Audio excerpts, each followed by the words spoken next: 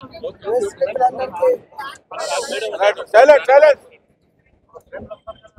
మిత్రులందరికీ నమస్కారం. తెలంగాణ సమాజానికి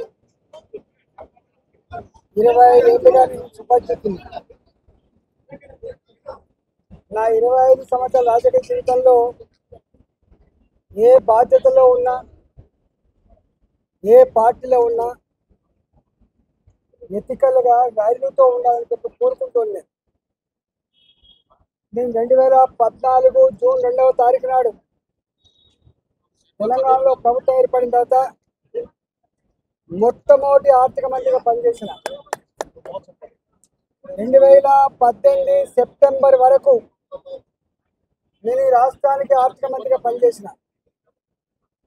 తెలంగాణ రాష్ట్రాన్ని సాధించుకున్నది నీళ్ల కోసం, నిధుల కోసం, మా ఉద్యోగాలు మాకు కావాలని చెప్పి సాధించుకున్నాం.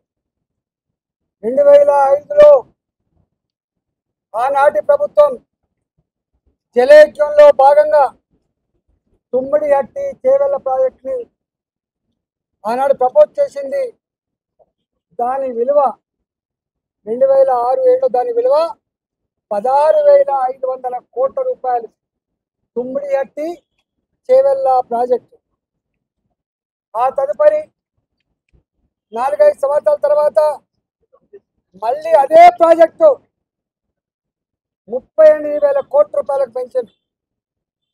ఆనాడు తుమ్మిడిహట్టి దగ్గర 152 ఫీట్లు బరాజు కట్టాలి, నీళ్ళని డైవర్ట్ చేయాలి, లిఫ్ట్ పెట్టి ఎల్లంపల్లికి తీసుకురావాలని చెప్పి ప్రపోజల్స్ ఉండే. కానీ ఆనాడు మహారాష్ట్ర ప్రభుత్వం అభ్యంతరాలు చెప్పడం వల్ల ఆనాడు మహారాష్ట్ర భూములు మునుగుతైన నెపంతో ఆనాడు శాంక్చురీ పార్క్ ఉందని చెప్పి ఆనాడు 152 మీటర్ల నుంచి 148 మీటర్లు తగ్గించాలన్నప్పుడు తెలంగాణ అవసరాలకు ఆనాడు ప్రభుత్వం చేపట్టిన ప్రాజెక్టులకి 16,50,000 ఎకరాల నీళ్లు కావాలని, 10 టీఎంసీల నీళ్లు రూరల్ ఏరియాకు తాగునీళ్ళ కోసం కావాలని, 30 టీఎంసీల నీళ్లు హైదరాబాద్ కావాలని, 15 టీఎంసీల నీళ్లు ఇండస్ట్రీస్ కావాలని చెప్పి అయితే కోరిండో అవి ఫుల్ఫిల్ కావు అని చెప్పి CWC report, irrigation department report వచ్చినప్పుడు కేసీఆర్ గారు ఆనాడు ముఖ్యమంత్రిగా ఒక మంత్రివర్గ ఉపసంఘాన్ని వేసింది. హరీష్ రావు గారి నాయకత్వంలో వారు ఆనాడు ఇరిగేషన్ శాఖ మంత్రి, నేను ఆర్థిక మంత్రిగా, అదేవిధంగా ఇవాటి మంత్రిగా ఆనాడు మంత్రిగా ఉన్నటువంటి తుమ్మల నాగేశ్వరరావు గారు ఆర్ఎండ్బి మంత్రిగా మంత్రివర్గ ఉపసంఘం వేసింది. మంత్రివర్గ ఉపసంఘం సిడబ్ల్యూసి రిపోర్ట్లు, ఇరిగేషన్ డిపార్ట్మెంట్ ప్రతిపాదనలు, వాళ్ళ అవసరాలని కూడా మా ముందుకు పెట్టినప్పుడు మేమన్నాం, ఒకవేళ కనుక ఈ తుమ్మిడిహట్టి చేవెళ్ళ మన అవసరాన్ని తీర్చకపోతే మరో ప్రత్యామ్నాయ మార్గాన్ని అన్వేషించమని చెప్పినప్పుడు వారు అనేక రకాల సర్వేలు చేసి, అది టెక్నికల్ వాళ్ళు కాబట్టి ఇవాళ మేడిగడ్డ, సుందిల్ల, అన్నాన ప్రాజెక్టుకి వాళ్ళు ప్రపోజ్ చేసి ఆనాడు ఆ ప్రాజెక్ట్ కాస్ట్ 63,000 కోట్లు అని చెప్పి వాళ్ళు అంచనా వేశారు. ఆ తదుపరి అనేక పరిణామాలు, అనేక జిల్లాల్లో వచ్చిన డిమాండ్లు, ఇంకా అనేక కొత్త కొత్త ఏరియాకు నీళ్ళు ఇవ్వాలన్నటువంటి రైతుల ఆక్రందనలు, ఉన్న ఇరిగేటెడ్ ఏరియాకు స్టెబిలైజ్ చేయాలన్నటువంటి నిర్ణయాలు, అనేక రకాల నిర్ణయాల వల్ల అది 82,000 కోట్లకు పోయినమాట వాస్తవం. ఆ తదుపరి ఏం జరిగింది మాకు సంబంధం. ఇక్కడ మమ్మల్ని అడిగిన ప్రశ్న ఏంటంటే, మీరు ఆర్థిక మంత్రిగా ఉన్నారు కదా, ఈ డిజైన్లతో, ఈ కన్స్ట్రక్షన్తో, ఈ టెక్నికల్ ఆస్పెక్ట్తో మీకు సంబంధం ఉందా అని చెప్పి అడిగింది. మాకు ఏమీ సంబంధం ఉండదు. రెండవ ప్రశ్న, వాళ్ళని కాళేశ్వరం స్పెషల్ పర్పస్ వెహికల్ అయితే పెట్టిందో, కాళేశ్వరం ఇరిగేషన్ ప్రాజెక్ట్ కోసం ఒక కార్పొరేషన్ పెట్టిందో, ఆ కార్పొరేషన్ రుణాల మీద మీకైనా అధికారం ఉందా అడిగిండ్రు. కానీ కార్పొరేషన్ మీద ఆర్థిక డిపార్ట్మెంట్కి, ఆర్థిక మంత్రికి ఏం సంబంధం లేదు. వాళ్ళు ఆనాడు ప్రాజెక్ట్ రిపోర్టు బ్యాంకులో సబ్మిట్ చేసిండ్రు, డబ్బులు తెచ్చుకున్నారు, వాళ్ళే ఖర్చు పెట్టుకుని తప్ప మాకు సంబంధం లేదు. అసలు ఒక్క మాటలో చెప్పాలంటే ఇరిగేషన్ డిపార్ట్మెంట్ కు తోడుగా అనుబంధంగా వాళ్ళ దగ్గరనే ఒక అకౌంట్ డిపార్ట్మెంట్ ఉంటుంది, దానికి ఒక ఆడిట్ డిపార్ట్మెంట్ కూడా ఉంటుంది.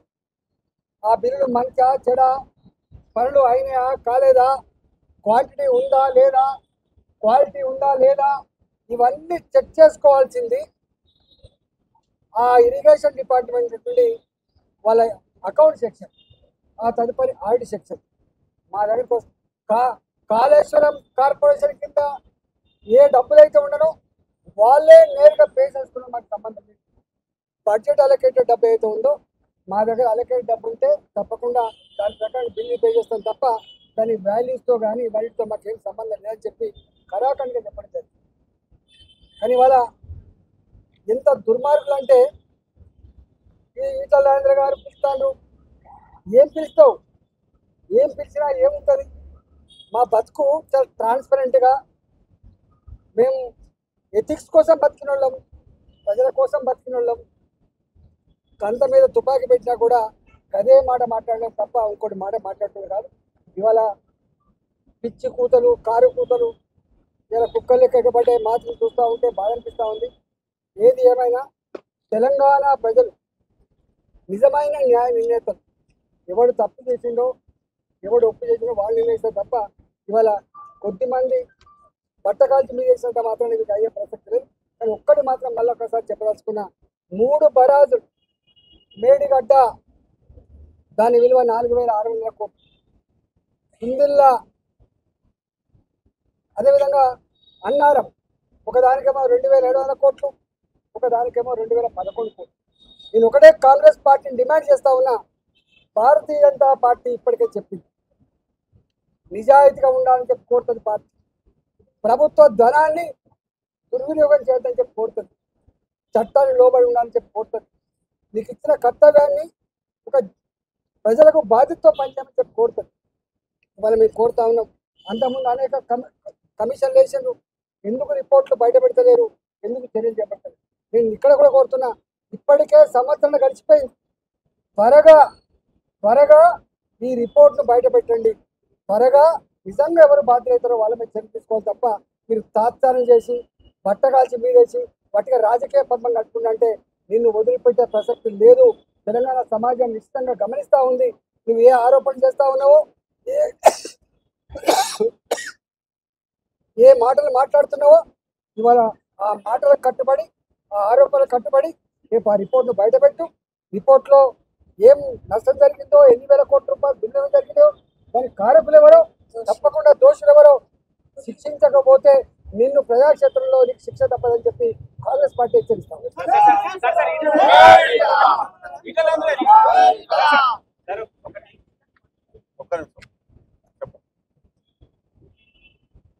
మీడియా సమావేశాల్లో ఈటల రాజేందర్ పదే కొన్ని అంశాలు చెప్పారు.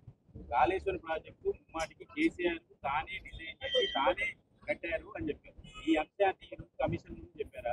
ఇది క్యాబినెట్ ఓవరాల్ నిర్ణయం, దాంట్లో మంత్రుల ప్రమేయం ఉండదు, ఇది టెక్నికల్ చీఫ్ తీసుకునే నిర్ణయం అంటే మీరు కేసీఆర్ ని రక్షించే ప్రయత్నం ఏం చెప్పడం కాదు సార్. కేసీఆర్ గారే 100 సార్లు బహిరంగ సభల్లో ఏం చెప్తాడు, మీతో కూడా చాలాసార్లు చెప్పుకుంటాడు. Brain child of KCR, Kaleshwaram project సృష్టికర్త కేసీఆర్ అని చెప్పి దాన్ని చెప్పుడు మీరు చెప్పడం. మీరు కమిషన్ చెప్పారా మరి ఆ విషయాన్ని?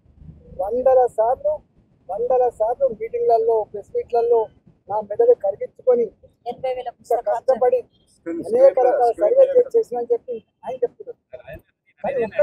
కమిషన్ వెళ్ళినప్పుడు మాత్రము ఇది కేబినెట్ నిర్ణయము, టెక్నికల్ స్టాఫ్ తీసుకుంటది, మాకు రాజకీయ నాయకులకు సంబంధం లేదంటే ఒక రకంగా మీరు కేసీఆర్ ని బయటపడే ప్రయత్నమే కదా. తప్పుడు అర్థమైంది, వాళ్ళకి తక్కువ చేస్తుంది. నేను అన్న మాట ఏంటంటే, ఆలోచన ప్రాజెక్ట్ కట్టాలన్న ఆలోచన ప్రభుత్వం తీసుకుంది. టెక్నికల్ కమిటీ తుమ్మిడిహట్టి దగ్గర కట్టదని చెప్పింది. దానికి నిర్ణయం తీసుకునే వ్యక్తి పట్టబోలుగా కేసీఆర్ బాస్, మొత్తం క్యాబినెట్ బాస్ కేసీఆర్, రాష్ట్ర ముఖ్యమంత్రి కేసీఆర్. దానికోసం కమిటీ వేసింది. కానీ అంతిమంగా నిర్ణయం అమలయ్యేది నా బ్రెయిన్ చైల్డ్ కాబట్టి అమలు చేస్తా అని చెప్తే ఒక్కడివే అమలు చేస్తాయని కాబట్టి దాని క్యాబినెట్ మొత్తం ఆమోదిస్తే మాత్రమే అది కన్స్ట్రక్షన్ అవుతుంది తప్ప ఒక కేసీఆర్ ఆమోదించిన పద్ధతి ఉండదు. నేను అదేనంటే రాజా బిజినెస్ రూల్, కేసీఆర్ తెలియదు. ప్రాజెక్టు డిజైన్ చేశాడు, కేసీఆర్ కట్టాడని మీడియా సమావేశంలో మీరు చెప్పారు. ఇదే విషయాన్ని కమిషన్ కి చెప్పారా? అక్కడ మాత్రం టెక్నికల్ టీం చూసుకుంటుంది, మాకు సంబంధం లేదని స్టేట్మెంట్ ఎక్కడ కట్టాలి, ఎట్లా కట్టాలి, దాని క్వాలిటీ ఏంటి, దాని క్వాంటిటీ ఏంటి, దాని డెప్త్ ఎంత, అవన్నీ మాకు సంబంధం ఉండాలి. ఫైనాన్స్ డిపార్ట్మెంట్, నేను ఫైనాన్స్ డిపార్ట్మెంట్ సంబంధించిన మంత్రి, అదంతా ఇరిగేషన్ డిపార్ట్మెంట్ వాళ్ళు ఫేస్ చేస్తారు. మీరు మీడియా సమావేశాల్లో బీజేపీ పార్టీలో చేరిన తర్వాత చేసిన స్టేట్మెంట్ ఏంటంటే కాళేశ్వరం నేను దగ్గర నుంచి చూసినా అంత కేసీఆర్ చేశాడు, కేసీఆర్ కట్టాడు, ఇంజనీర్లు లేదు అని చెప్పారు. తప్పు. ఇది ఆలోచన, దాని ఇంప్లిమెంటేషన్, దాని దగ్గర నుండి మొత్తంగా చెప్పి కేసీఆర్ నేను చెప్తాను బాబు. కేసీఆర్ మీడియా సమావేశాల్లో చెప్పిన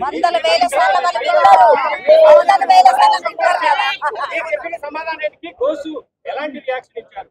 సంతృప్తి చెందారా లేకపోతే మళ్ళీ రమ్మని ఏమన్నా కోరారా? కూడా నన్ను అడిగిన ప్రశ్నలన్నీ కూడా మీడియా మిత్రుల సమక్షంలో అడిగిన ప్రశ్నలు కదా, ఓపెన్ గా మీడియా మిత్రులు అడిగిన సమస్యలకు కదా నేను థ్యాంక్స్ చెప్పిన, వారు కూడా థ్యాంక్స్ చెప్పింది. నన్ను అడిగిన మొత్తం ప్రశ్నలు 4 కోళ్ల మధ్య మా ఇద్దరి మధ్య జరిగిన సంభాషణ కాదు. నన్ను అడిగిన మొత్తం ప్రశ్నలు మీ అందరి సమస్యలు అడిగిన ప్రశ్నలు నేను ఎంత సమాధానం చెప్పిందో చూసింది మీరు.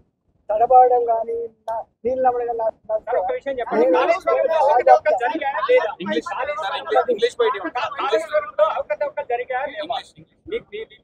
వచ్చాయా? నేను ఏమంటున్నా, ఘోష్ గారి కమిటీ ఈ అనేక వందల మంది ఇంజనీర్లతో వాళ్ళు సమావేశమై వాళ్ళు మొత్తం తీసుకుంటారు.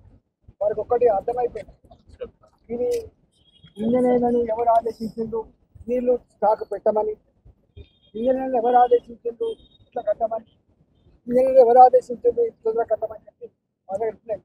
నేనేమంటున్నా, ఘోష్ గారి కమిటీ రిపోర్ట్ వెంటనే బయట దోషులను శిక్షించమని కోరుతున్నాం. అది ఈటలో ఉంటాడు, ఈటలో ఉంటాడు, పుట్టమంది